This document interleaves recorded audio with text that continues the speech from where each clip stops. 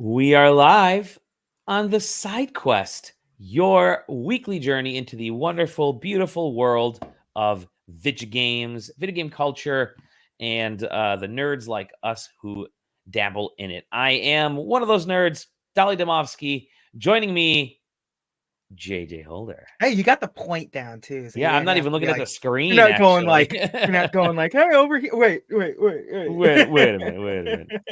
How you doing, brother? Oh, I'm doing great. Yeah, Yeah.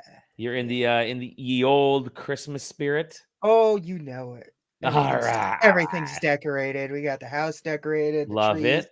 I up. saw the over in the Discord. I'm having people paste post photos of their trees. So I got to post photos of my trees. I have plural. Yeah. That's good. Good. Yours is super nice. You had the ribbons coming down and everything. Excellent. Yeah. No traditional like topper. We use a big bow that has ribbons dangling down the tree. It's a really We nice did look. that for a couple years too because it's a hell of a lot easier. Trust me. Yeah. And It's a lot easier. we got like these mini faux Edison lights for Okay. the lights Oh, on the tree itself, and it gives a sweet. really nice glow to the lights. I like it Okay. a lot. Yeah, Sweet. a lot of the Christmas presents have been rolling in. So Oh yeah. yeah, I got my Secret Santa Christmas present came in very early in the whole Secret Santa thing, which was pretty amazing. So it shamed me to go and get mine purchased and shipped once that came in. There's a good friend, Stefan Swanlin. How's it going, Stefan? Yeah, it shamed me enough to go and get mine because like 2 days after we drew names, all of a sudden it's like you got a shipment. I'm like, what? Fuck, I gotta go buy a gift real quick. So I did ship mine out, but it's fun. I love this time of year. I haven't gotten mine yet. I don't know, but I'm sure it's. I hope it's on its way, or else I'm gonna have Danhausen curse them for. There you go, Danhausen. SideQuesting's own Danhausen. Yeah. SideQuesthausen. But yeah, we are obviously. I love this time of year. We are planning what we're calling the SideQuest holiday, or SideQuest office holiday party, which is going to SideQuesting office, which is going to be basically our online holiday party. Everybody still need to get yours. You still need to buy yours or ship yours, or buy yours or actually receive yours, Stefan. Who knows? I figure if people ship them by the receive. I figure if people ship them by the 15th, you could probably get it in time. I shipped mine, so I don't know if the person received it yet. So I should have probably put, I should probably ping them and find out, shouldn't I? Yeah. There's a secret. There's like an anonymous Q&A option.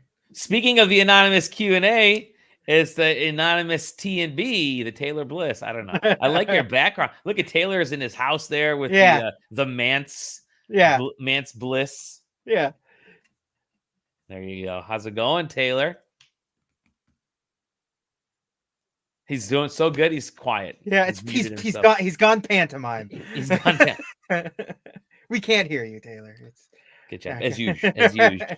Taylor's drinking something. I'm going to show what I'm drinking right now because I saw this on sale at Kroger. I think they were trying to clear them out, so I picked one up. I've never had one. A buzz bomb, maybe. So let's give this a try, shall we? Yeah, I had one of like the margarita ones once. Oh, how is that? It's what you expect out of something that's like $2 in a pineapple colada chiller. Yeah, this is $2 or $3, whatever. Yeah. Okay. Yeah. I've got the Monster the Monster White energy drink, but not energy drink. It's booze. So no energy, just booze. Nice. So because the white flavor Monster is the best flavored soda on the market. Nice. Taylor, there he is. Hear me? Now, how you doing, man? What are you drinking? This is okay. I heard the first part. I think you faded for a quick second. Okay, nice. Excellent. There you go. Yeah, people are saying it's too much bad alcohol taste in that hard Monster. Yeah. That's going to be your new nickname, JJ. JJ Hard Monster Holder. Hard Monster. Okay. Lots of hard munchers. How you doing, Taylor? Had Getting worse ready for nicknames. getting ready for the old holidays. You got your tree finally. Picked up the tree. Boy, my face looks fat. Continue. Them shits are so expensive. Dude, Yeah. tell me about. We just bought one too. Yeah, Couple we weeks ours. Did you go Ours- local or We just went to I just bought it from fucking. Home Depot for us. I'm gonna be honest. Like we bought a tree from places last year. Uh-huh. $125. Your audio is going in and out. Yeah, That's great. That's perfect for me. That's you I got. love You got to be like closer to your microphone. It's I $120. Nice. I can't get any closer, Dally. There you go. Just stay like that. I'm not- Stay like that. No, that's I don't want to. Hold on. Gain.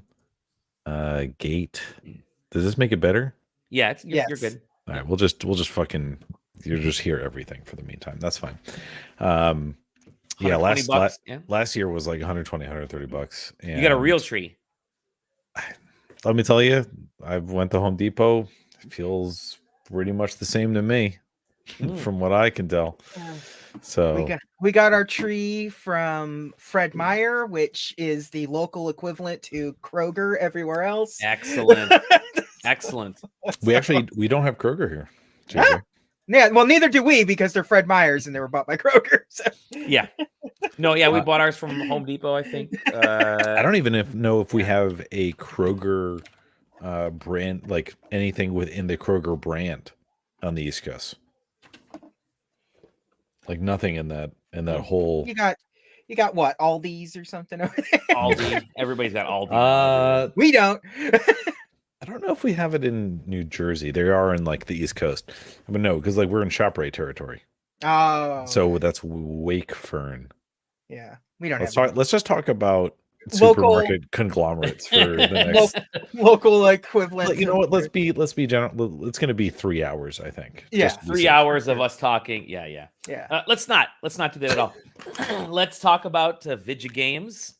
We go to Costco and Cub Foods. We got Tops was the closest Kroger equivalent in upstate New York. Tops. Yeah, Tops was that's a New York thing. You can't go to many places and get Tops. Take you, yeah, exactly. I take you more of a bottoms guy, but that's good one.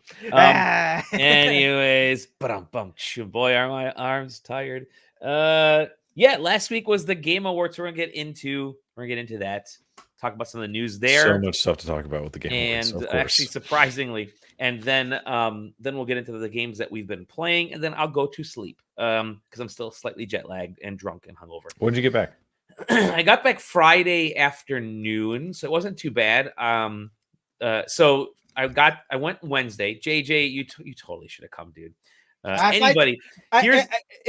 If my job didn't just go to hell and overnight, I would have absolutely have been there. So here's the cool thing about the Game Awards is that the actual Game Awards, I don't think I'm actually going to go to that theater. I'm not going to go to the actual Game Awards again. You would go there to be around everything else. I'd go there to be around everything else.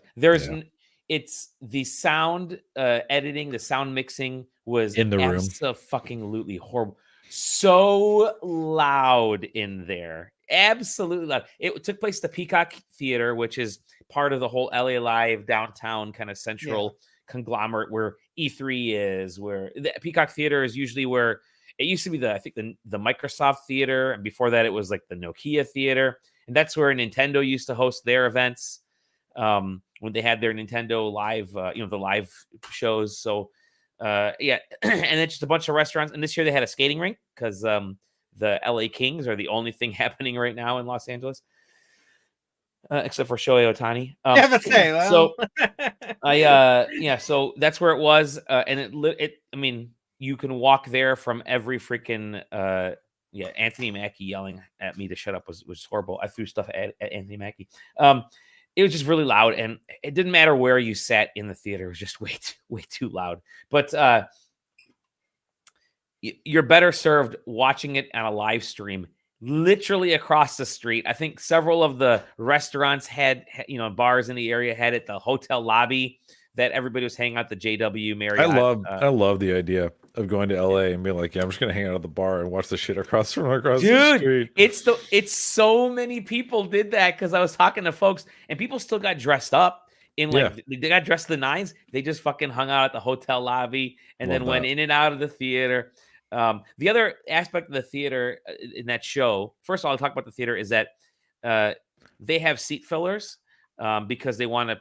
So you can become a seat filler for free. They had the Eventbrite online. You could do it, and all that means is that they pack everybody down, and then whenever if you're a seat filler, you're gonna fill in the frontmost seats, and then as soon as people start to arrive, they push you back and push you around and move you around. So you're constantly up and down and moving around, which sucks ass because if you're sitting there watching the show and all of a sudden like 15 people in front of you get up and leave, and then another 10 people sit down, and then 5 of those people get up and leave, it's just like, it's kind of distracting.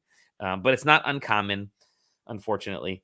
So audio that's not a Game Awards thing. That's a just like we're putting this on production. We're trying to put it on television kind of thing. Yeah. It was apparently sold out, but expensive as all hell. Like people always drop. Yeah, I would be better. It is a lot cheaper to not go to that show and still be. You could stand outside the show and have just as good of a time. This is the classic football effect of like. I mean, how many people are out there that literally just pay for parking so that they can tailgate the whole thing and then watch it from their car? Like, right? It's the same shit. I mean, how many people buy, just to pay it just so that they can stream it? Yeah, for sure. And then just watch it at home. It's the same idea to me. Everybody was incredibly loud and screaming at every freaking announcement. So stuff that we could do on our live stream. So what's the deal? Job, are people actually excited? Sam. Are people just like, do they just get swept up in the hype of it? Like, what's the deal? I think people do get swept up in the hype there. It felt like it because there were some folks that are genuinely excited. Like I found myself yelling "fuck 'em up" Pikmin when Pikmin won the best sim and strategy title award. I'm like, "Fuck 'em up, Pikmin!" And this dude sitting in front of me turns around and goes, "Fuck yeah, finally!" Like, all right, but Pikmin moment. But there wasn't. Like I think it's just everybody getting swept up in the moment. Yeah, it's like with anything. Like I don't find myself hooting and hollering at home when I watch a wrestling show, but once you're there, you can't help but fall hook, line, and sinker for all the bullshit that's going on in the arena. I will say this. So Ryan Gann gives me shit because they announced forget what it was. They announced some 3DS games or 2DS games or something for DS games for free. Some Zelda games they were giving out. So Ryan, the one E3 that Ryan went to, he sat next to me and we're watching like the Zelda stuff. And they're like, yeah, and everybody's going to get this Zelda game for free. Like Oracle of Seasons, I don't know what it was. Triforce Heroes and Lion. And so I'm like, oh, cool. Clap my hands. And Ryan's like, he continues to give me shit about that. Meanwhile, because I clap my hands, maybe I even give out a woo. I don't know. Meanwhile, when Anuma came out there and talked about fucking Skyward Sword, Ryan Gann was in tears. Like, this is the most, like the way he was, oh my God. Oh, look at the game. Oh, it's the most beautiful game. For literally one of the worst Zeldas. Yeah. Ryan Gann, Lion Ryan, we're going to call him Lion Ryan. But no, it's very much an E3 press conference feel. And the one thing that people did get upset, even in the theater, is you started hearing this like under this like rumbling of where are the awards? Where are the awards? Like in the packed theater, you're hearing people say, give out some awards. Which it didn't. It was just advertising. I will say also, and we'll get to that in a second. The majority of the PR people that I talked to were upset at how Keighley handled some of the reveals. Like you pay to have your game reveal, like to have a trailer on there, right? Yeah. Keighley can move shit around and bump shit around no matter without you knowing. Like you're gonna pay like however many grand to be on this live stream, which is sort of a sponsorship, right? But then he'll say, I'm gonna put your Warhammer trailer announcing the new release date with some mobile game, with a match 3 puzzle game, and to hell, whatever. It's like shit, that's not cool. So you're completely at the whim of the organizers, and you're paying all this money. So I heard I talked to a few PR folks that weren't quite happy with that, the way that's handled. But overall, it was actually a really fantastic couple days. I was on the Giant Bomb at Night show on Wednesday. So cool to be on there with the folks that I was on there with, Paris and Khalif and Graham and Jake, and talking to Grub. And it's just an awesome. I don't know if you guys had a chance to watch it. Just really like a really serious topic about representation. Yeah, that's it's like the representation and diversity in diversity. And here I am, just a fucking white dude. I'm like I mentioned, I think I'm like the whitest. I'm the most fed up person out there. And glad you could be there to represent that conversation. And then they talked about like just the industry in general with layoffs and all that kind of stuff. And here I am saying, I think at the end I was like, guys, I mean, the gaming industry is bigger than the movie and the music industry combined by like 3 times. This was gonna happen, unfortunately, because it's just too big now. Yeah, but. Of course, I'm not eloquent, and I'm not eloquent in how I put it out there. Plus, I was like 6 drinks deep already, so I was kind of swaying a little bit. But that's why that's why you guys send me in next time. There you go. I'm going to send you in. The Giant Bomb show was terrific. Just a lot of great people there. So kudos to the folks over there. Thank you, Grub, for having me on there, and awesome to just meet so many people in the industry. Like this felt like weirdly enough, this felt more E3 than any other event that we had gone to. Think of like, did you go to Game Fest this year? Didn't you? I did. I went to Game Fest. Do you think this felt more E3 than Game Fest did? In terms of networking, in terms of there were just because it pulls together pulls together more people. So there's a networking side of things. There were people having demos and appointments all around that area. So in the hotels in the area, like there were actual people were showing games that were going to be debuting at the Game Awards and not at the Game Awards. I had the scoop on like. I posted in our Discord. I'm like, yeah, I knew about the Bethesda reveal well before, 10 hours before it actually got revealed. And I was like, I got to bite my tongue on this one. But you get to find out a lot of things and kind of, work as a journalist and as a content creator with these folks to get the scoops and to start preparing stories and to start understanding how things are going to be laid out. It was much more of that feel. Granted, it's not organized, so it's not like you don't put your name in like a PR bucket and they just kind of say, "Hey, we're going to have you come to our hotel room. Are you available from this time to this time?" No, it's just like if you know people, they're going to email you and be like, "Are you in town for the Game Awards? Stop by," type of thing. But again, that was there were definitely some cool things happening because I talked to some folks. I didn't see anything. Totally fine with it. I went there to just kind of relax and hang out with friends. But I know people who they were stacked with appointments, seeing games, interviewing people. I mean, you saw a bunch of the interviews go up with like Anuma from Nintendo, from the Zelda series. Like he had interviews back to back to back to back. So that was cool. Overall, really, really kind of a fun couple days. You don't need to be there more than that. I flew in on Wednesday. I think I got there like around 2:00 on Wednesday and left out of LA at I think my flight was 9:30 on Friday. So that's really all you need to do. There were lots of events happening. But the coolest thing leaving the Game Awards was, I'm going to show this right now. This better be good. This was actually really fucking cool. I'm going to show my threads. Ready? Threads. You guys heard of Threads? Nope.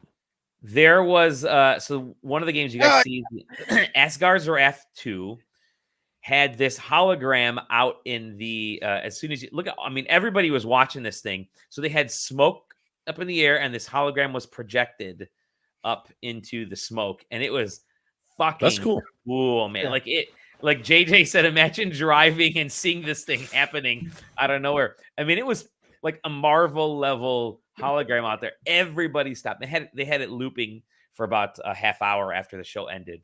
But just really an amazing job with this hologram. And I thought I didn't know or care about this game whatsoever. But once I saw this hologram, I'm like, I got to find out a little bit more about this. They put this fucking effort in. But yeah, it was just a cool, really cool thing. I think that was one of my highlights of the yeah. So all right, that was that. Let's get into the actual. Oh, one more thing. I got this sweet Sega shirt that has all the games that they announced. We can start hell there. yeah. Sega gave out, and it's an extra large shirt. I'm not an extra large guy. Yeah. So are either you guys extra large? No. Then I haven't been extra large since high school. And they gave stickers. Really, just walking out of the theater, you got handed stuff, which is kind of cool. Let's dive in there. Let's go into just the Game Awards in general. There were a lot. The announcement awards, the announcement show. There was a lot of stuff, and like I mentioned, I'll be bouncing around a lot on different websites, but I'm going to start with the Sega stuff, and that was Sega kind of early on. They had been teasing that they were going to have, announcement of legacy, some legacy thing or history. So people thought it was going to be like Virtua Fighter or another Sonic game. But no, these motherfuckers went in and said, we got a whole new Crazy Taxi, Golden Axe, Jet Set Radio, Shinobi, Streets of Rage. And they even talked about having other games that they didn't announce that they're pulling up. But all these things, man, look at these. Of everything that they showed in that, the Shinobi one looks the most interesting because it's that hand-drawn style. It reminds me of like an Xbox Live, like Shank. Remember that game, Shank? Oh, yeah. That's what you want Shinobi to be. Yeah. You don't want it to be like a 3D. Yeah. You don't want Ninja Gaiden 5. Yeah, it seems like I'm going to assume that these are all like Sega handed off the IPs to like people that have been making games similar to this already. Sure. So it's just like, you guys are good at this. How about you try? Would you like to you already made this game. How about you just do it with the actual IP this time? Like they actually managed to make Golden Axe look fun. Yeah. Did they?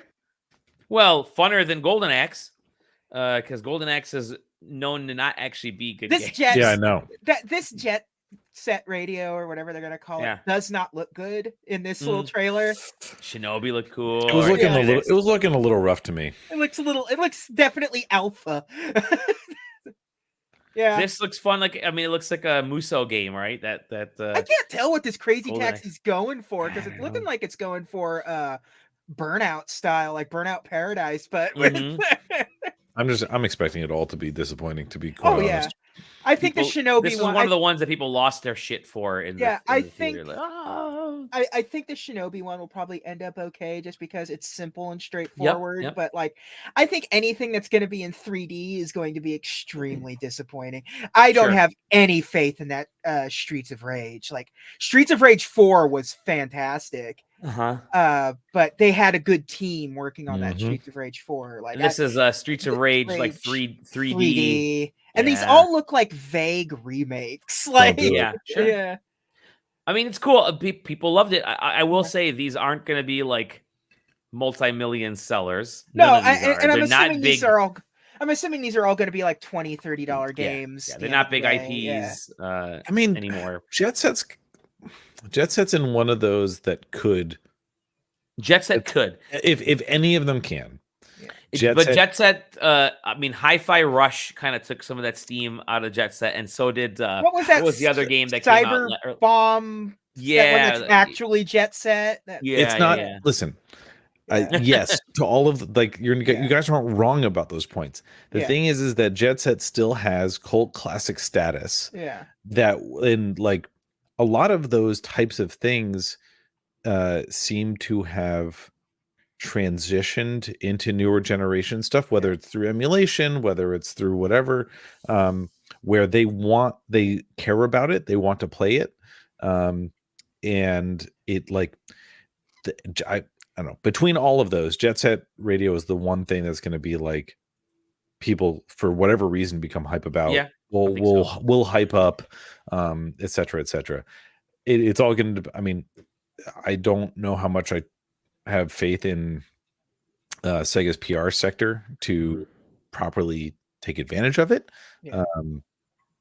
Or frankly, I don't know who's developing it. So I don't know if I have faith in whatever who's on the development side to properly take care of it either. But yeah, and with these trailers, I mean, yeah, the Shinobi one looks cool, but other than that, it's like what's going to set them apart? They all look bad. I'm sorry. The whole point of the trailer is the list of the names of the games. Yeah, sure.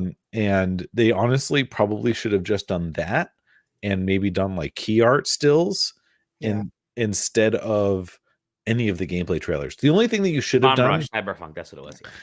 In my opinion, the only thing that they should have shown in motion is Jet Set, and then like everything else should have been key art. That's my take. Key art, yeah, or just a logo.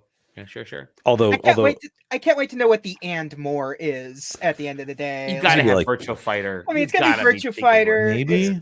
Why bother? USA. Why bother putting Virtual Fighter out? Because they still make Virtua Fighters. I know they do. I mean, fighting games are kind of at their peak right now. That's true. There's a resurgence. Yeah, they're having a big wrong. year. Yeah, so next year's going to be a big year with Tekken and Mark of the Wolves 2 and stuff. So you never know with Virtua Fighter. It's always this weird outlier of fighting games. And for whatever reason, the only one Sega likes to re-release is the Genesis version of Virtua Fighter 2. Yep. Let's see what else we got here. I'm going to share this one right here because I think obviously this is the one that kind of let people lose their minds a little bit, and that is our good friend SideQuesting's own Hideo Kojima showed OD, which as I said by the title there, I don't know what the fuck this is. I don't think they know what the fuck it is anyways, and they being optical drama. If you go to the YouTube page, it actually does say it stands for overdose. Overdose. So, yeah. Do they own Panzer? They might.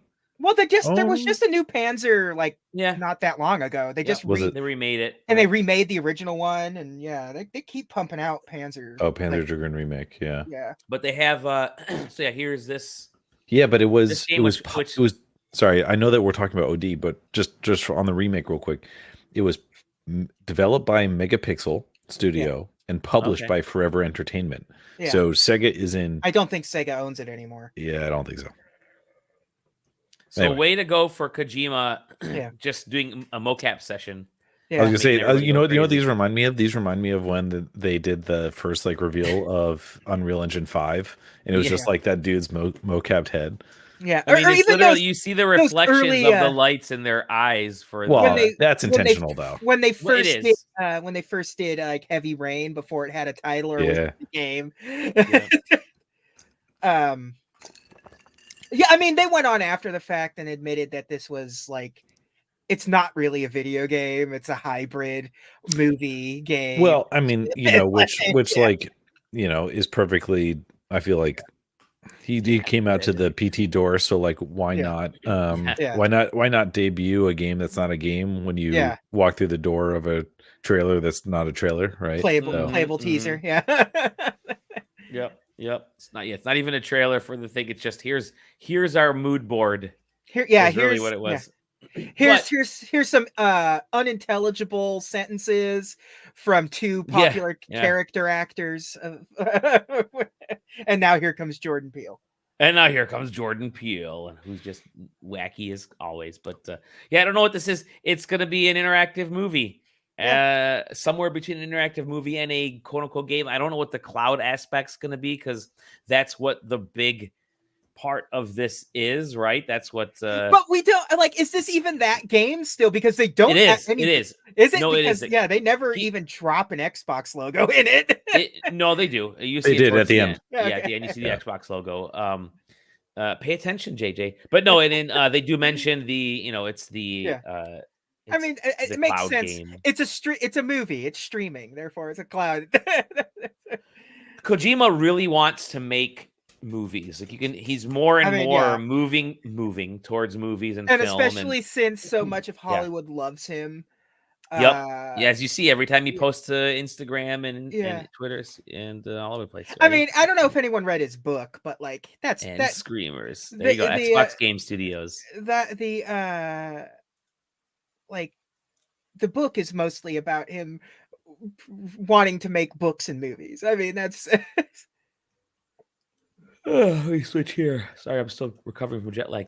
So yeah, that's coming. Yeah. We don't know when. We don't even know how far along it is. We don't know if it's done anything else besides these mocap sessions, which probably hasn't. But considering when it was like announced, I mean, it's been right. What they announced it last year that it was officially happening, and we heard about it even before that. Yeah. So. There was a lot of other stuff shown. I think the one that both JJ and I were super excited about was Jurassic Park Survival. Yeah. This is okay. This is the coolest fuck idea. Yeah. This is like Alien Isolation with dinosaurs, and I fucking whether it comes together as a competent game, I don't care. You can tell exactly what was said in the pitch room, which was what you just said it. Yeah. All right, you guys know that game Alien Isolation? That was sick. Now imagine it's dinosaurs, it's Jurassic Park. The movie already did literally every single scene that we care about. Yeah. That's it.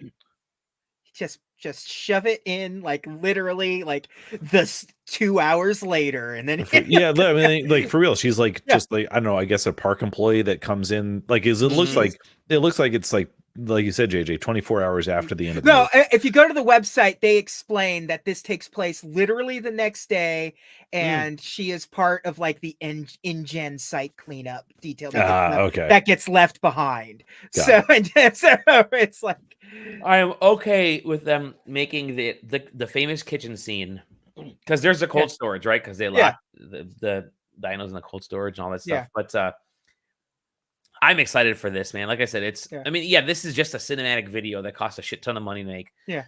But I think it's cool as shit idea. I'm all in. Who knows when it's coming out? The majority of these games, who know when they're coming out. The original Jurassic Park is absolutely like one of my like top 3 favorite movies of all time. So just giving me more of like, you're gonna get my interest. I'm going to pay attention to this. I mean, like, I don't, again, if it comes together, who knows? I don't know if I can trust Saber Interactive or not. I guess it's one of those things. Like, it's a hit or a miss with them. Oh, there's some actual in-game stuff right there. Yeah, and it looks like Dying Light 2. Number 1 must be Ghostbusters. No, it's absolutely Ghostbusters. Yeah. No, I think this is great. I'm excited to put it in my veins. What a silly teaser, like to end it on like a cliffhanger of the cold storage room opening up. Like, it's like, I wonder. Like we know that we're going to be chased by a raptor in this thing, man. That's going to be like, that's going to be the main villain. It's going to be like, it's going to be half the game. Yeah. It's going to be the xenomorphs of the game, because they're the scariest. In like the T-Rex isn't like, it's like, that's probably the most dangerous, but it's also the easiest to kind of get away from. What's crazy is that like Saber Interactive is like fucking full right now. I know. I was looking at it after they announced it, and I was like, what are they up to? And let's look at their list of like 2023, and it's like, what the fuck? There are a ton of games that they've announced, a ton that they haven't announced yet that are coming. Stuff. Well, and like, look previews. They already have 4 games slated, they have 4 games slated, 3 games just for 2024. Yeah, because they have Toxic Commando. Yeah, they've got Space Marines 2. And then, the game that everybody's thinking about, of course, Expedition's a Mud Runner game. So wait, a new Mud Runner game? Fuck yeah. What else do you need?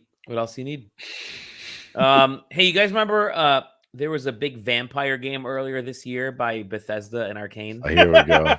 Yeah, remember that game? That was so popular. Everyone loved it. Everybody loved it. People loved it so much, they said, let's make another vampire game and make people forget about the original vampire game. Yeah. So they make another vampire game, Blade.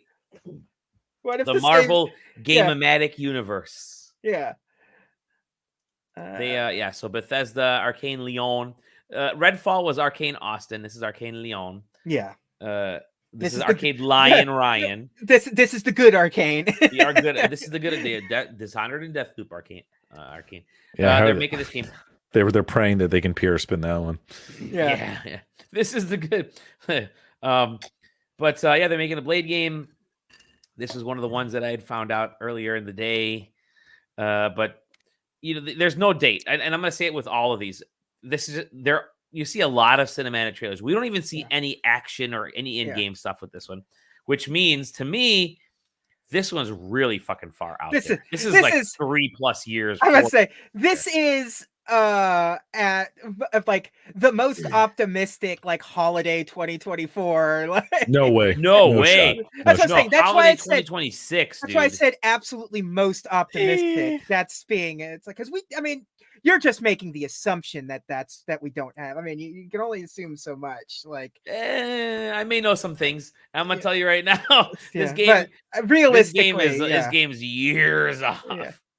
But what you'd think these guys would stop like announcing these at the worst. At like, it never works out to announce something so early anymore. It's just, remember the Wonder Woman game they announced? Yeah. Wolverine and Indiana. Remember, they're also making an Indiana Jones game. Yeah. Well, the reason they do this, and I've heard this from a few developers and PR people, the reason they announce games so far in advance right now isn't because you can't pre-order this. It's to hire developers. A lot of this is their recruiting. So you announce it far enough out, and they're saying we are working on this game, and then you hop on their website and you can see we have these positions open. We have this, and so they're trying to get. And right now, unfortunately, because of everything that's happened in the game industry, we've lost a lot of people. People have lost their jobs. People are looking for jobs. So people are looking for jobs. Really qualified people are looking for jobs, and so this is actually great for those people that are looking for jobs who have lost their jobs. Like, hey, we're hiring en masse, and a lot of these companies to get these games up and running because we don't have the team. So to announce a game like this that's still 3 to 4 years, I'm still gonna say this is like 2026 at the earliest. This is probably end of this gen. I think what you're seeing right now, you're going to start seeing games. We're looking at a lot of cross-gen games right now. We're looking at a lot of cross-gen games for the next generation of consoles, especially from the Xbox standpoint, because they're going to be pushing ahead a lot quicker than PlayStation is to get hardware out there. I feel. Yeah, it's odd for this one to not really hint that it's like an exclusive. Like, there's no. This one definitely doesn't have a logo at the end of this one for what systems it's going to be on. So I didn't hear from any PR people about this game, but I read a couple articles. I read an article that said this is an exclusive to Xbox. Yeah, similar to Indie. Yeah, they would. You think they would have said it? They would have put their logo on there at the end or something. PR people are not. There's a PR side of things, and then there's an actual like corporate side. The corporate side, in most cases, wants to announce games before the PR side thinks it's time to announce games. I give PR people all the credit in that they know how and when to announce products, when to release, and usually their word tends to get superseded by a lot of the corporate folks, because the corporate folks are like, yeah, we still got to meet our numbers for the year, so we're gonna announce this game or push this game out or whatever. So I'll be interested to see. I'll be interested to see how popular a Blade game really can be, because I mean, Blade is, even amongst comic fans, like, just. Let's keep in mind a Blade movie is literally also slated. Cannot be. I mean, be forgotten. 2024, probably 2025 now. So part of what they're counting on is that they create new Blade fans. Correct. But without a doubt. Yeah. Yep. So you better hope the movie's good if you're making the game. So but like, I mean, that part might be rough, but but I mean, like, the original Blade movies are cult classics at this point. So they're great. I don't know if Ryan Reynolds is going to be in this one. I don't think. You know what? It would not surprise me if he cameos somewhere in that script. In some of this stuff, Let's kind of pops his head in. Yeah. Triple H was in the third one, if I recall. Yeah, there you go. You know, one thing we didn't actually did we talk about? Yeah, we did talk about Grand Theft Auto last week. All right, never mind. We did talk about Grand Theft Auto. But you know, one thing we didn't talk about, or that one thing that's also kind of cool, completely non-Grand Theft Auto and the total opposite, is a game that was announced in sort of the pre-show that I thought that looked absolutely wonderful, looked beautiful, and that was Harmonium. This is that kind of sign language game that looked just one. It's going to be Xbox, PC, and iOS via Netflix, which is just wild to think. But classic Netflix move. Classic Netflix move. But it looked fantastic. The Odd Gentleman is making this. It's about a deaf girl, and she communicates obviously through sign language. Gets sent to a world that has, you know, where she has to communicate and kind of make her way around and stuff using her capabilities. I think that it is just a phenomenal idea. And the story is, they call it an accessible musical journey, and it really is. And I think it's great for accessibility. The actual narrative and the plot, I think, is really cool. Like the way the story is being told looks fantastic to me. So I'm super excited about this game. It kind of caught me off guard because I was not expecting it. It looks great, looks fun, great, really cool characters. And they do you can kind of see you can sing along to the music of this trailer. It's about music and sound, and the girl is deaf, and I think that is just wonderful. It's just so good. Yeah, kudos to the team, to the Odd Gentleman for putting this together. I'm excited about this one. I'm going to flip over to a completely different game. World of Goo 2. World of Goo 2. I would have mentioned it. Monster Hunter Wilds was announced. How many of you guys are Monster Hunter fans? I know, Taylor, you played Mon Hun for a while there. Quite a bit. Only like 220 hours of it. Only 220 Just hours. A mere. Yeah. So this is the next Monster Hunter game. It's funny because at first when I saw this, I'm like, is this Final Fantasy 9? Is that a Chocobo? Yeah, I mean, I was watching with folks, and they were like, "It's Monster Hunter," and I was like, "Is it?" And they knew before me. So it's so weird that Monster Hunter's gotten so big that you can announce it at a big American awards show. Like this would be something that would normally be at like TGS or something. Yeah, honestly, like Monster Hunter World changed it completely. Yeah, it just changed it completely. And then Rise did really well, even launching on the Switch and then moving on to other platforms. A fully open world Monster Hunter is what they're building this as. That's the only problem. Yeah, because you like the sort of the rooms. Well, I'll tell you why I think it might be a good idea. I mean, I think it can work. You know, like realistically, what it's probably going to be is open world with instances. You know, it's going to be a pseudo MMO where, you know, you go into the world and there are other people, and, you know, whether you queue up for a hunt, or you enter into a zone and then you kind of instance into a hunt, you know, something like that. You know, if it's the multiplayer has always been such a huge part of Monster Hunter. That's where the kind of open world part breaks down. Sure. So that's the hardest part to, you know, juxtapose. I just hope if it's going to be fully open world, I hope they make it blatantly obvious and very like delineated at what areas certain monsters are supposed to be, because half the fun of a hunt is knowing where you have to go. They have to. Like, that's part of the thing. Yeah, well, because like if it's just open world, it's like, oh, I mean, I have to go fucking look for this thing. No, I better know. Better make it very clear. There's no way. The only better make it like in world they put in a type of system like that where you didn't know where they were, but the flip side of it was that you could track them. So like, you know, they immediately made it, you know, gave you that out of being able to deal with it. So I'm cautiously optimistic. Like open world is just so different from what Monster Hunter usually is and what they do. What really is interesting to me, what I kind of lean towards as being a positive is that you had some monsters in some of the earlier Monster Hunter games, and even in World, and so, even in Rise, I guess. But some of the earlier Monster Hunter games that were so big on screen that took up so much space that you couldn't fit them in subsequent Monster Hunter games. So I think open world will allow for bigger and more complex beasts, which I think is a neat idea. Granted, I only put 20 hours into Monster Hunter Rise. I got to get back into that one, but I think that's something that people are. I've seen a few folks reacting to that aspect. It's like, oh shit, I can actually have bigger beasts in this game. By the way, 2025, that's a good time frame for a game. I'm guessing it may actually be like earlier 2025 from that Could standpoint. So yeah, because what was just the last thing to add to that is that Rise was their, I could call it A or B team, but Rise was the the quote unquote mobile team.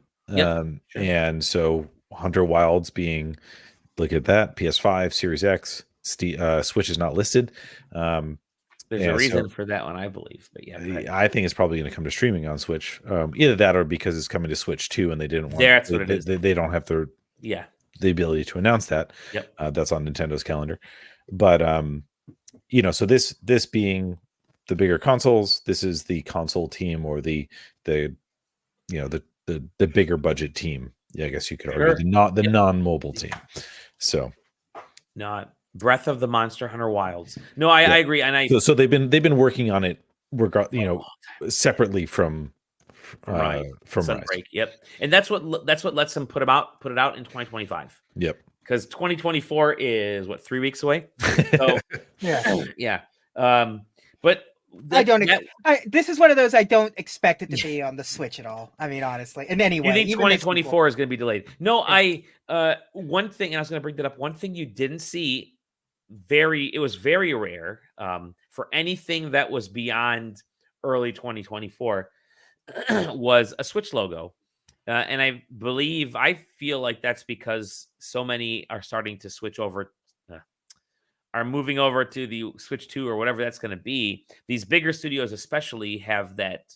They have the development kits. They're already gung-ho. But like Taylor said, they can't announce it for Switch because some of this stuff will not function on the current Switch. And if it does, it may be streaming on the current Switch. And I think Nintendo is probably saying, yo, dog, it's okay if you only make this game for Switch 2 because we've already maximized the Switch for all intents and purposes. Switch 1 there's a chance it may end up being the top selling console of all time. You got a year left, you got several months left, and they're throwing everything they can. They're gonna throw deals, I'm sure.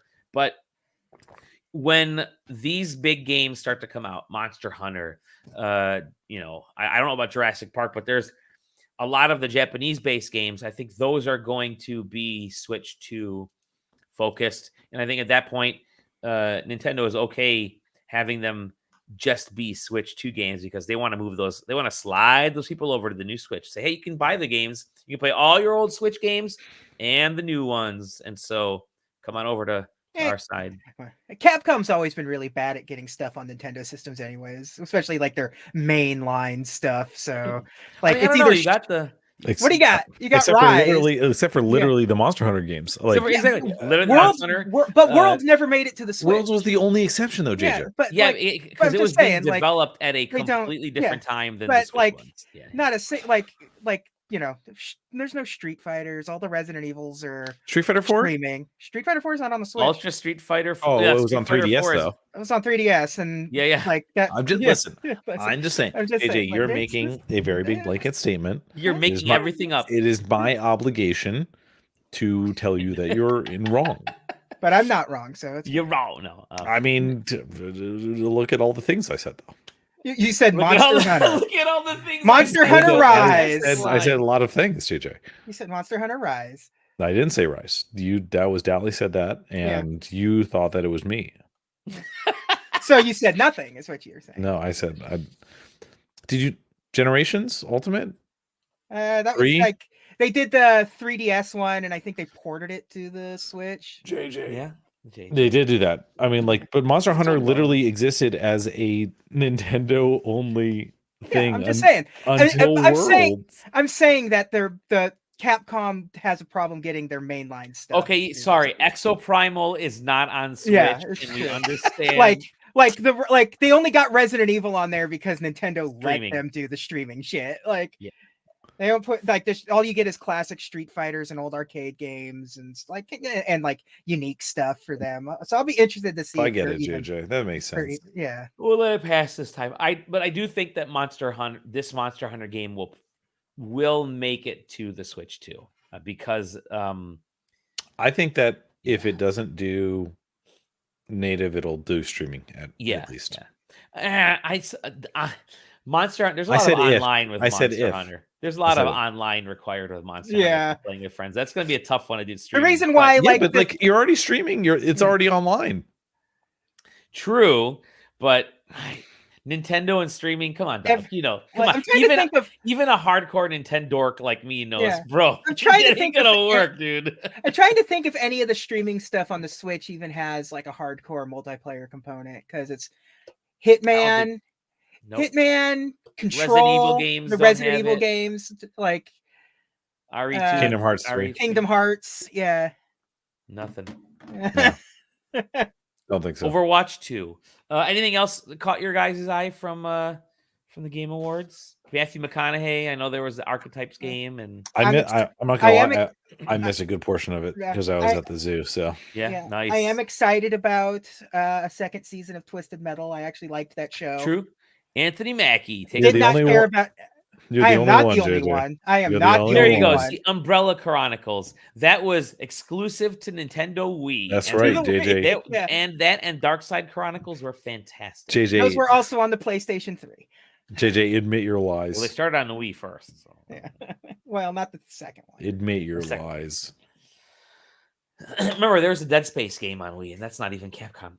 But actually, a very competent, really good Dead Space game on Wii. That's wasn't that also on Rails? On Rails shit. Yeah. On Rails. Yeah. It was, but you could play it several times through. Yeah, and it was really good. Wasn't that the origin of Dead Space Girl? Yeah, it was. Yes, it is, because it's the Dead Space Extraction. It's the face she's making on the cover of the game. So yeah, overall, like I said, just and the God of War DLC looks good. The God of War DLC free coming this week. So much so that I've made 2 game purchases this holiday season. I bought FIFA because I love me some FIFA, and I like having FIFA on my Switch, and it was $22. So I bought that, and then I did buy Metal Gear. I bought the Metal Gear Solid, but with the 23 slapped over the logo. I bought the Metal Gear collection and returned it, so I don't own that. And then God of War Ragnarok was on sale at Best Buy for like $30. So your boy picked it up. It's also on like PlayStation Plus. Bro, I can't afford that $70 a month thing like you can, dude. I'm not. It is $20 a month. Yeah, but I can buy the game for $30. So there you go. Spider-Man 2's not on it. But so that was what do you think of the winners? Did you guys have any issue? Did you guys care about who won what? Not really. It seemed fine.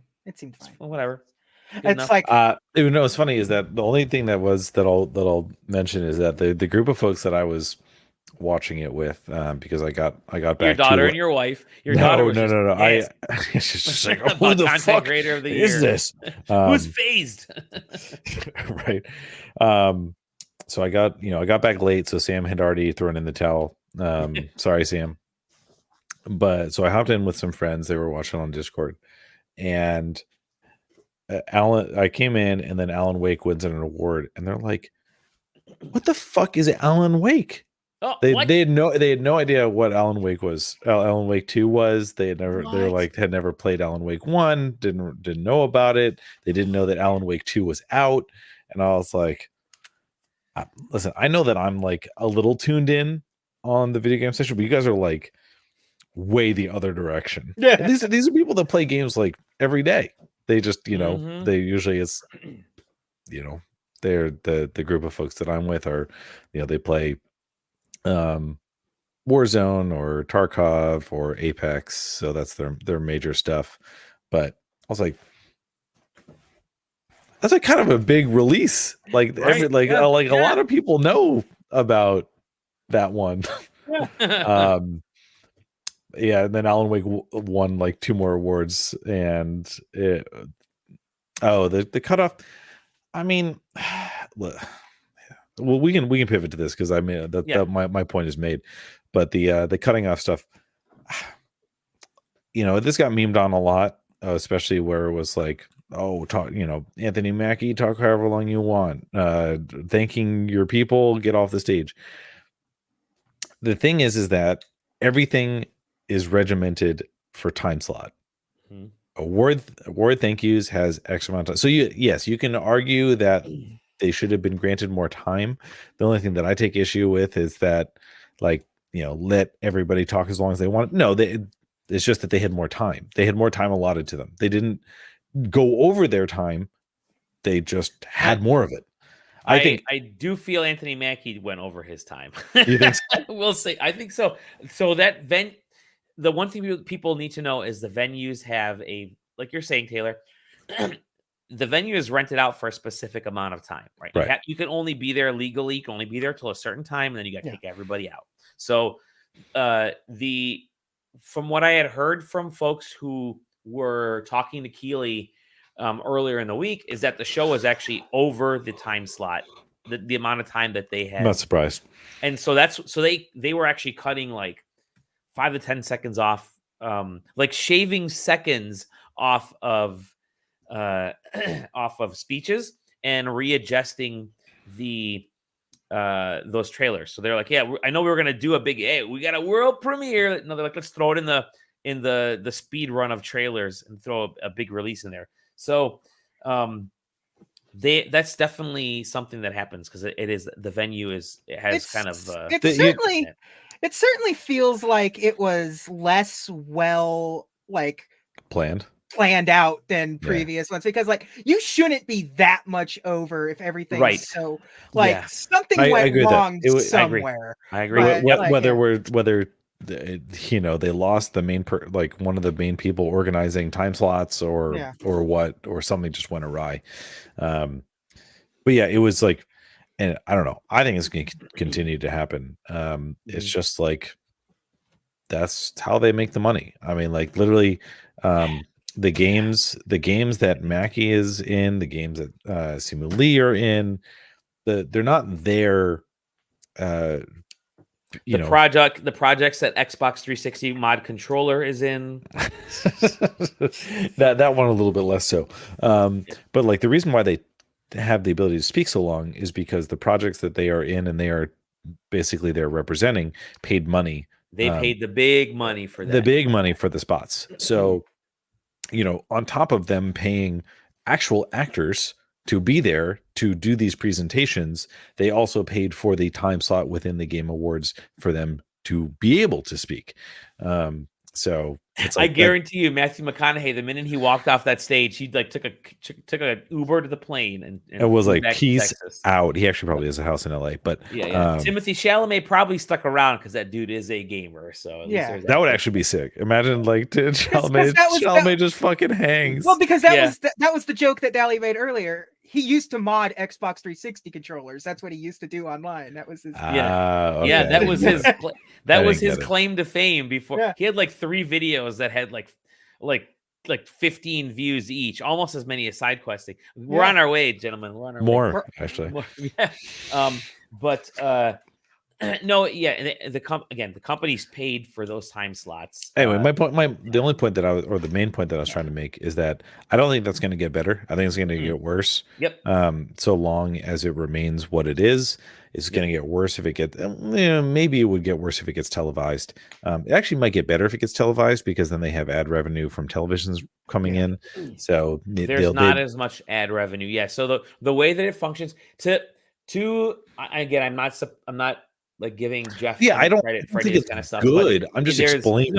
You're doing a fantastic job. Like the companies really do pay for this. Is not an award show. This is less of an award show than the the Video Music Awards are, then the MTV's Movie Awards, which were not. Hey, it was like Best Kiss.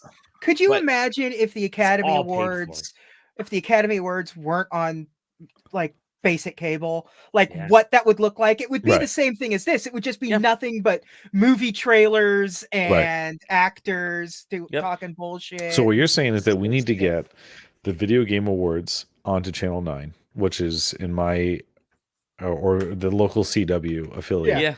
Yeah. They lost all of the DC stuff now. So If you remember the original Video Game Awards that were on Spike TV, actually were an award show. Did they? Yeah. Was it? They were an actual award show. I mean, even though you had like the Jersey Shorecast came out and presented an award, they were actual like. Was it awards. surfboards? Which one was surfboard? Somebody used to give the awards. Oh yeah, maybe I don't remember. I think that was MTV Movie. No, that was the popcorn. No, Maybe it was this one. yeah. I don't know, but yeah, you're right. But it maybe it was the Extreme, the ESPN Extreme Awards. But no, you're right. I mean, it's everything is so bought and sponsored for on this, and it sucks. If you want an actual award show, go to the Dice Awards or the Golden Joystick Awards. But guess what? Those don't have the sponsorship. Mm-hmm. They're streamed. And we know a lot of people attend those, but not enough people watch those. Like the Dice Awards, I think, take place in LA or in Las Vegas in like February or March or something, right before like some of the game dev conferences that happen. So during Dice. So I would, if there's any, like, if that was to become a real like a big well-known award show, that would be it. Like, that is the award show that you want to point to when it comes to actual game of the year. When you have controversies of what's an indie game, what's not an indie game, again, like the thing that irked me was Jeff Keighley coming out there and saying, well, what is an indie game these days? Motherfucker, you're organizing the show. You tell what an indie game is. Make it clear. It's not hard. It's easy. Yeah, indie game is... Whatever the quantifier is. As the organizer of the award show, you actually do have the ability to tell them what an indie game is. Exactly. So unfortunately, Dave the Divers, what is it, NC Soft or whatever, they gave Nexon, yeah, they gave you enough money to get them into the. That's exactly it. Exactly. I don't know how many like game journalists around the world who supposedly were the ones that picked the award, picked the nominees. Everyone said this is not an indie game. I didn't pick this one. I picked a different one. It's like, all right, well, yeah.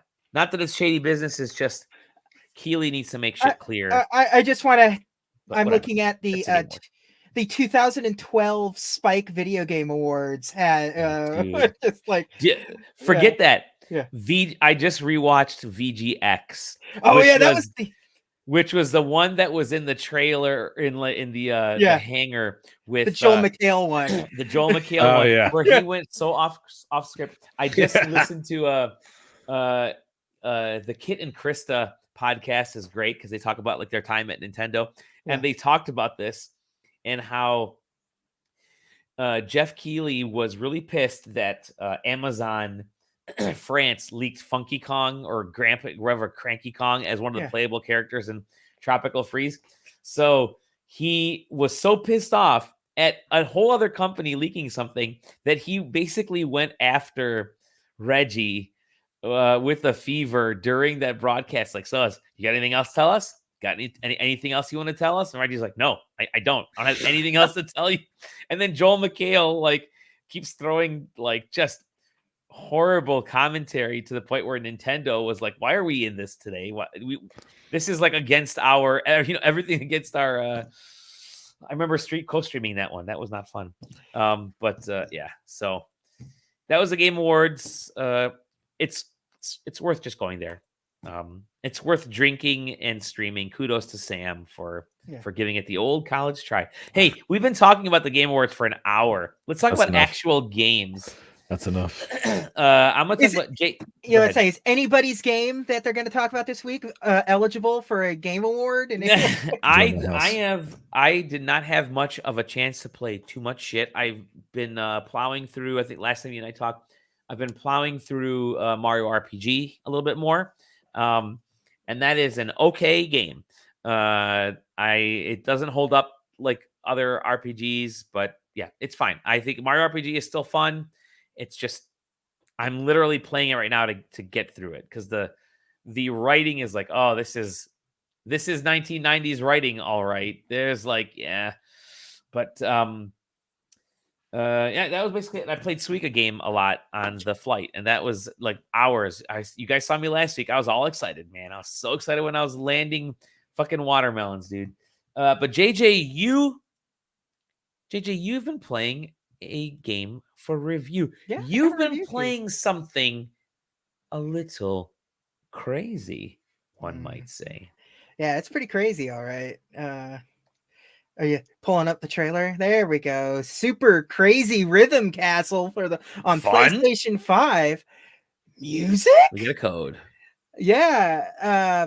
Konami provided me a code for the PS5 version of this. Thank you, Konami. Yep. Thank you very much. So this is a rhythm game, like a rhythm almost party game. But it can be played solo, although it's supposed to be played co-op. So every once in a while, you'll play a mode, and if you like me, you're playing it single player. It just brings in a mystery, like an NPC to take over for times. So basically, it's kind of like you're challenging the king of this castle, that the blue-faced guy. And you're just playing through a bunch of different rhythm events. They all relatively play the same in terms of the rhythm stuff is basically the same. If you're playing on regular mode, it's a 3-button rhythm game. If you're playing it on pro mode, it's a 4-button rhythm game. I usually play it on regular. That's pretty good. Pro adds the 4th button, and the game's not fun enough to justify that. So and it's L1, R1, square are the 3 buttons that you're pushing. And basically every single door that you go into that you're earning stars through, there's a different gimmick to the room, and all of them are designed to just irritate the hell out of you.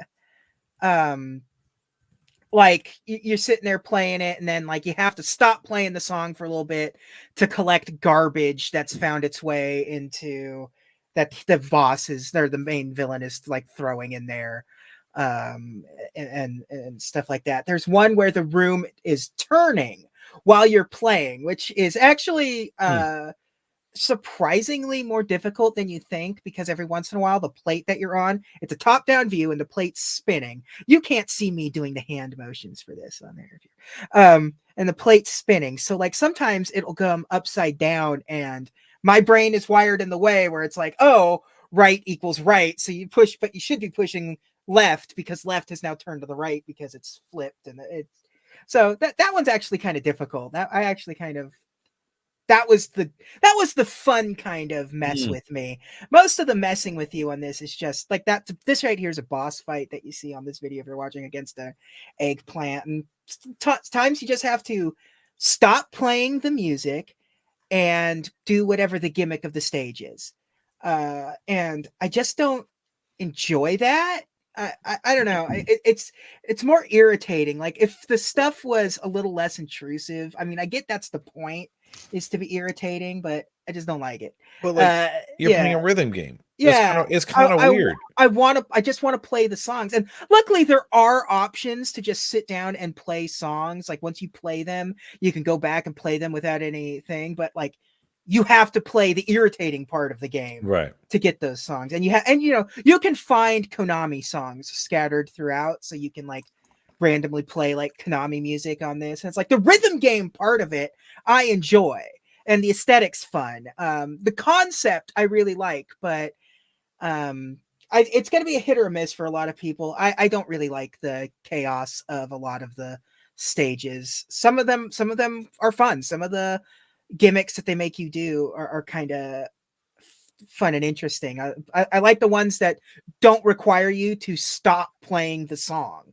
That's like try to throw me off by doing dumb shit. Like all of a sudden he'll like take up part of the screen so you have less of a reaction time, or like villains will start like wandering around and doing stuff and irritating you, and things. Like I said, the rotating room and things like that. Like the ones that let you just keep playing the song are the best ones, but maybe some of that stuff that forces you to stop is better if you're playing it as a party game with like a full team of people. Which is what it's clearly built for. So if you have somebody that you want to play a rhythm game with, this is probably there's better options everywhere for a rhythm game, but this is a totally unique experience, so it's got that going for it. But yeah, I don't hate it, but I also don't really enjoy it that much. I probably I feel like we have literally played better indie rhythm games this year. Yeah, exactly.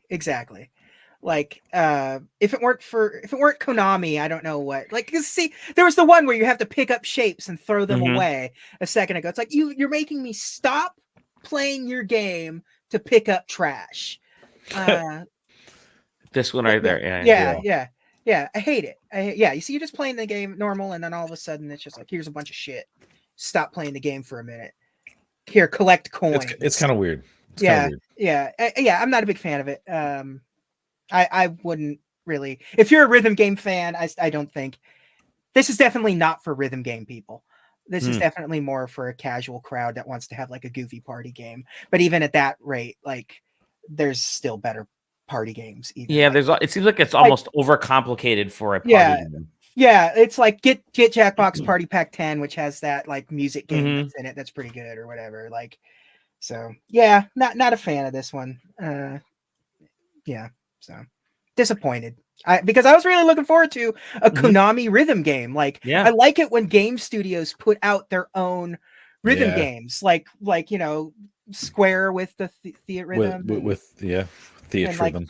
And this is not related to the Crazy Castle games at all. Any of the other Crazy Castle games, right? No. It's like conceptually it kind of is in a way, because it is going through like a shifting castle kind of nonsense. But it's also kind of inspired by like there's like that indie guitar rhythm game that's like on PC that is like Crazy Rhythm or something. There's a game that's like got a similar title. Like it's inspired by Crazy Castle and this crazy indie like homebrew rhythm game that's online. So it's a weird mix mash, but yeah, I was really hoping it would be more. The songs are good, I'll give you that. The songs in it are actually really good. There's like a lot of it's all original music or Konami music, and like some of the songs even have lyrics that are like, and it's set to what's going on in the stage that you're doing or whatever, vaguely inspired by that. It's like no licensed music, but what you're kind of hoping for, like a Theatrhythm or maybe one of Nintendo's rhythm games that they do, like Rhythm Heaven or something. But no, it's definitely one of the worst ones. So yeah. Is there a Konami code? Maybe you should try that next time. Oh yeah, like it better. Yeah, maybe it'll let me unlock a good like Contra or something in it. Like, what have you been playing there, my good friend? He's talking to you because I've already did mine. So yeah, I know. I just wanted him to say my name. He forgot. Taylor Bliss. What games have you been playing, Zach? Listen, he didn't say it. Taylor. I got concerned. Yeah. This is your monthly health check-in because I haven't been here. Let's see. What have I been playing? I've been playing a lot of things. This has been a minute. So first of all, I got the Steam Deck OLED. Nice. Tell us about this. The OLED is really great. It's a really nice mid-grade upgrade to the LCD model. It's quieter, which is a big deal for me. The fan just is more constant. So biggest thing that they changed is actually under the hood, which is the fact that the screen is thinner. And what the screen being thinner, because it's an OLED screen instead of an LCD screen, is that it draws less power. It's physically thinner, smaller, so their battery is larger, and as a result, they could also build a bigger fan. So the fan is completely different in the OLED version compared to the LCD model. Sounds like we have a pretty big fan on staff. You guys know what I'm talking about. Okay. I had to take a drink for that one.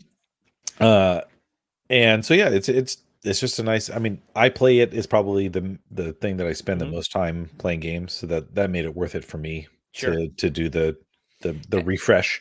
So let me ask you that question. Do you play more PC games on the Steam Deck now than you do on your other computers? Yes. Okay. Yeah. Yep. Cool. PC games, yeah. Yep. Even to the point where, like, if it's a game that only my PC can run, I'll probably end up streaming that game to the deck. Yeah. To the deck. Okay. Which is actually one of the other things that they changed for the OLED refresh. It's got a better Wi-Fi and Bluetooth chip. It can actually do Wi-Fi 6E, which has vastly improved in-game streaming to the deck for me.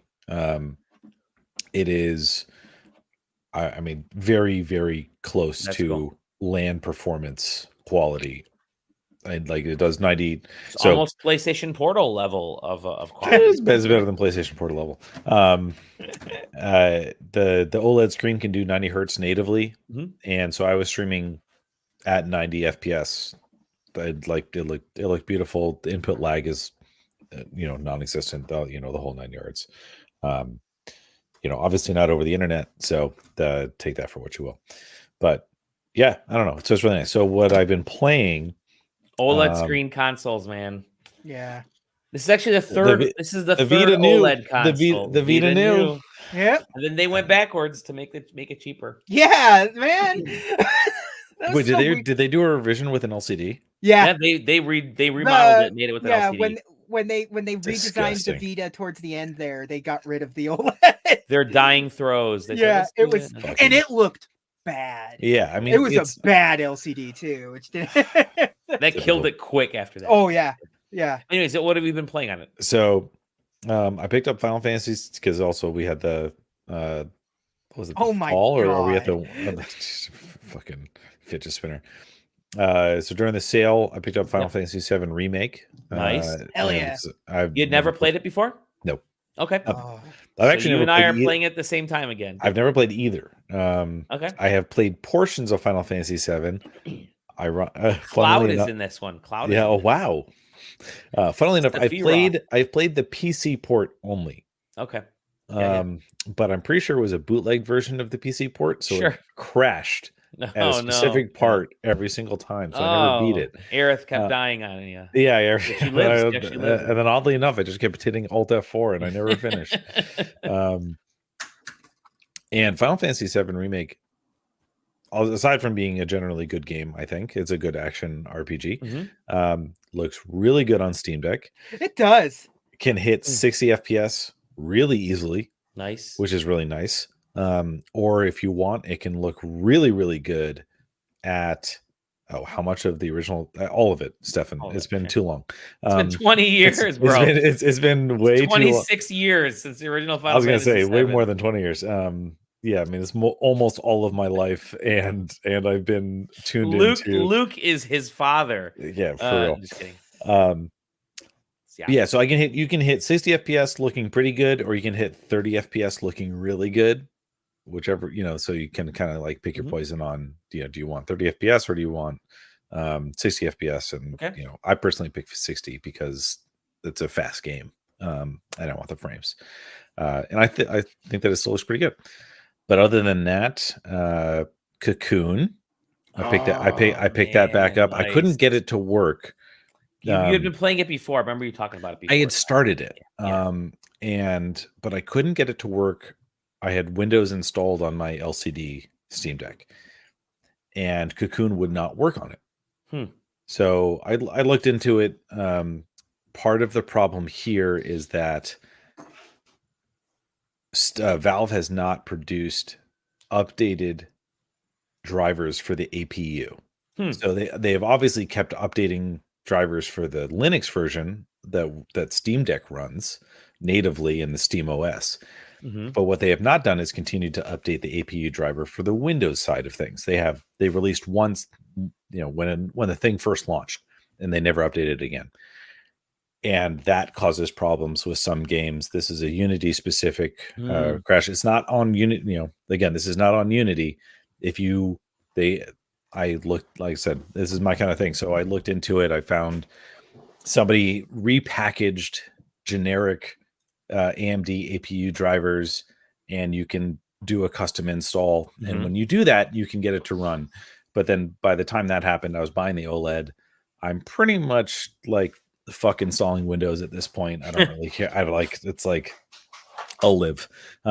Moonlight works well enough. In-game streaming with the faster Wi-Fi chip is so much better overall. That's just like, fuck it, I don't care. I'll stream it over Moonlight or Sunshine, whatever tool that I can get to work, and it'll be fine. So but I also did the other part of that is that actual XPlay, the old cloud streaming for Game Pass is also better because of the improved Wi-Fi. So okay. Cool, that's good. Cocoon's also a puzzle game. Input lag is much less notable, so it's running really well. Nice. And I'm trying to think, there was one other thing. I bought Sekiro: Shadows Die Twice. And that runs at 60 FPS on deck as well. It's really good. I played like 3 hours of it. Excellent. So only so much. Last thing, because again, I wanted to play Sekiro. Didn't that win Game of the Year that one year at the Game Awards? It did. I think it was 2016. Yeah. 2016, 2017, somewhere there. Yeah. Is that I bought and I played a bunch of Graveyard Keeper, which is another great deck game. Classic. That's awesome. It's just like a cozy handheld game where I take apart bodies. So cozy. Yeah. And that's my whole list. It's nice. quite a bunch of games. I'd say probably the most thing has been Final Fantasy VII Remake. It's like that's the thing that I want. Like when I open it up, I'm like, I want to play this game. That's what I feel like. Yeah, I'm. I fought back into it, and Alan, I want to dump hours into Alan Wake 2. The problem is that I just don't have hours. No, we are down to minutes. I'm so looking forward to the holidays, even though I'm going to be losing all my vacation days because I'm just so swamped with work. To spend time catching up, getting through Final Fantasy VII Remake, because the sequel comes out in February. And I don't have that time. I don't have that kind of time crunch because I have to wait until it hits PC. So no, it's true. So you got a few years. Yeah. I got a couple. You got 3+ years before it shows up. I'll tell you what it's like. Final Fantasy 16 is going to come to PC though, and I'll be golden. So yeah. Boy, another game I got to play. Yeah. Final Fantasy VII Remake came out, and I had it beaten within 4 days. God almighty. I wish.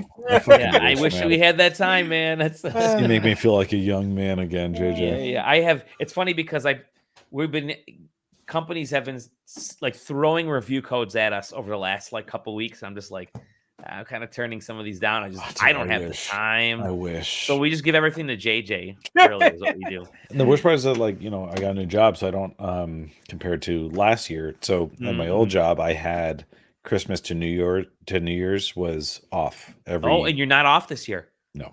So new job doesn't have that anymore. Who do I have to call to get that? Get you to have that? I'll shoot you. Shoot me an email. Please. Get me back. Yeah, but there's lots, and we're gonna try to do our big game of the year show maybe the week between Christmas and New Year.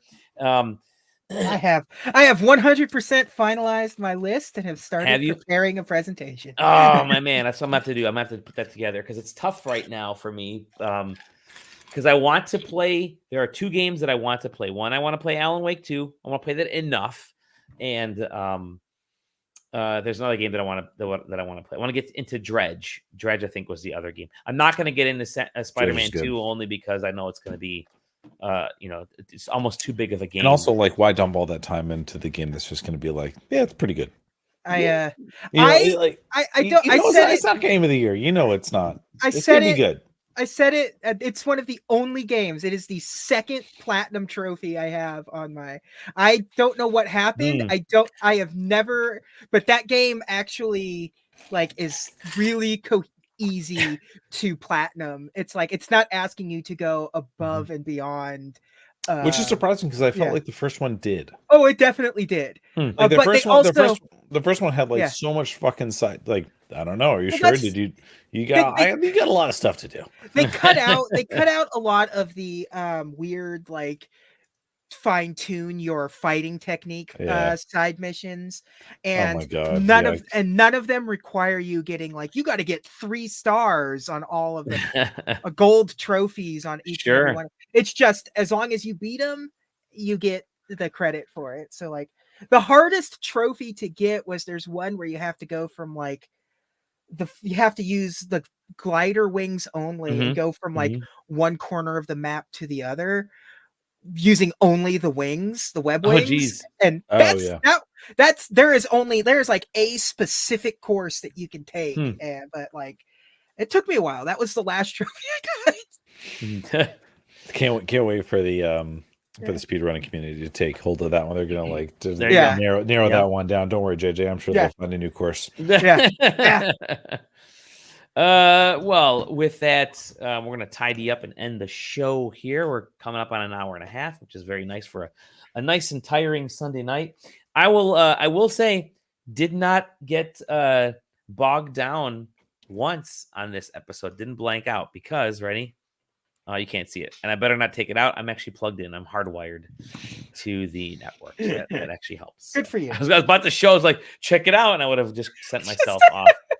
The would have been the absolute perfect Dally moment. It would have been sick. You fucked up by not doing that. But with that said, you can find us sidequesting.com. We're going to do, as I mentioned at the top of the show, we're going to have our SideQuesting office holiday party. We got to figure out internally between the 4 or 6 of us on staff when we want to do it and who's going to do what during this fun time. So we gotta choose a day. Maybe next Sunday, maybe the Sunday after that. We don't know. I would love it to be next Sunday just because that's when my actual office party is, and I'm not going to that. So really? You have an office party on a Sunday? That is wild. Maybe we will do ours on a Sunday. I'll tell you what, Dolly. I can guarantee you we ain't doing it the Sunday after next. Nope. Yeah. That's Christmas Eve. So maybe next Sunday it will be Christmas Eve. Maybe it will be next Sunday. This coming 1 week from today. Let's try to get everybody together. I'll tell you what, if we're gonna try and get everybody together, maybe let's not target a school night. That's okay. So Saturday. This the 16th. I'm at the Lions game for that one. I can't. I'm going downtown. I'm sorry. I can do during the day. I'm taking off the 18th. Oh, are you? Are you already off? I'm about to. I don't care how drunk I get. I'm to work from home. Yeah, if we did it in the mornings, that's doable for me too. But we usually don't do morning stuff, so that's why. Yeah. Good night. All right, we'll talk. I'll put in for a day off on Monday. I'll tell you what. Okay. All right. Wow, look at this guy, team player. I will. Yeah. I actually had that day off already. That's one that I have to unburn. Yeah. But I'm not allowed to take any vacation or sick time between now and when they hire somebody new. So Jesus Christ. Gotcha. Quit instead. Quit. Find us sidequesting.com, SideQuesting TV on YouTube and Twitch. Definitely hop into the Discord. You can find us in there. We have a good time. We'll announce all the info for the SideQuesting holiday party, which everybody can be a part of. You'll be able to log on, join us, have fun, or making a big community thing. And we're going to have a good time and go from there. So with that said, we'll see you all in the next episode of the site. Thank you, Taylor. Thank you, JJ. Thank you, everybody who watched and messaged. Thank you, Jiff Keeley, for giving us stuff to screen cap. And yeah, Jiff Keeley. We'll talk to you later. Bye-bye.